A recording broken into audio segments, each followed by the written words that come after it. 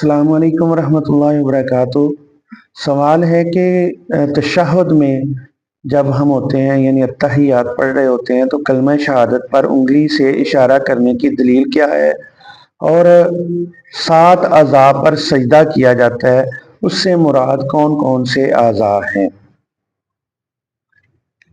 तशहुद में शुरू से आखिर तक जो शहादत की उंगली है उसको हरकत देते रहना ये सुन्नत नबवी से साबित है, लेकिन सिर्फ शहादतैन के मौके पे यानी अशहदु अल्ला इलाहा इल्लल्लाह व अशहदु अन्ना मुहम्मदन अब्दुहु व रसूलुहु के मौके पर उंगली उठाना और फिर इसे रख देना किसी भी सही हदीस से साबित नहीं है।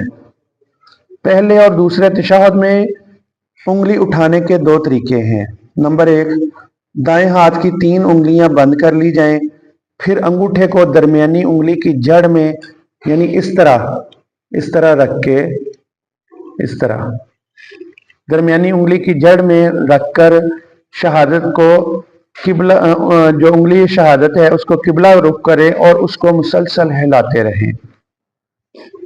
नंबर 2, दाएं हाथ की 2 उंगलियां बंद कर ली जाएं और फिर अंगूठे और दरमियानी उंगली से हल्का बनाकर शहादत को मुतवातिर हरकत, उंगली शहादत को मुतवातिर हरकत देते रहें, यानी ऐसे भी है और ऐसे भी है।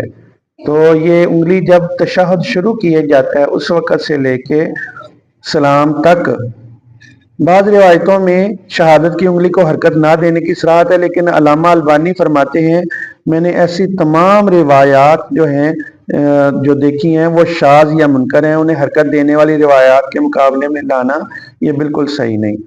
तशहुद में उंगली उठाकर हरकत करते रहना, इसका फ़ायदा ये है कि नमाज में यकसुई का बायस है, ख्यालात बंदे के जो हैं वो और तरफ नहीं जाते।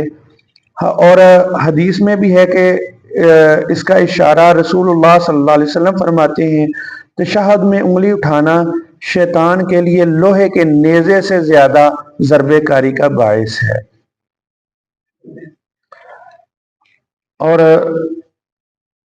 दूसरा जो इसमें था कि 7 अज़ा पे जो सजदा किया जाता है वो कौन से हैं, तो हज़रत इब्ने अब्बास रज़ी अल्लाह अन्हु बयान करते हैं रसूलुल्लाह सल्लल्लाहु अलैहि वसल्लम को 7 अज़ा पर सजदा करने का पाबंद किया गया। पेशानी, दोनों हाथ, दोनों घुटने और दोनों पाँव। सही बुखारी की हदीस है। बाद रिवायात में इसकी वजाहत भी है कि दोनों पाँव के पंजों पर सजदा करने का हुक्म दिया गया, यानी ये पंजे जो हैं आगे की तरफ, उंगलियां जो हैं किबला की तरफ होनी चाहिए, पाँव को उठाना भी नहीं चाहिए और पाँव की उंगलियां पीछे की तरफ भी मुड़ी हुई ना हो, आगे की तरफ हो। हजरत अबू हुमैद सादी रजी अल्लाह अन्हु का बयान है कि रसूलुल्लाह सल्लल्लाहु अलैहि वसल्लम सजदे में अपनी नाक और पेशानी को अच्छी तरह जमीन पर टिकाते। अबू दाऊद और जामे तिरमिजी के अंदर यह हदीस है कि उस शख्स की नमाज नहीं होती जिसकी नाक पेशानी की तरह जमीन पर नहीं लगती। मुस्तदरक हाकिम के अंदर यह है।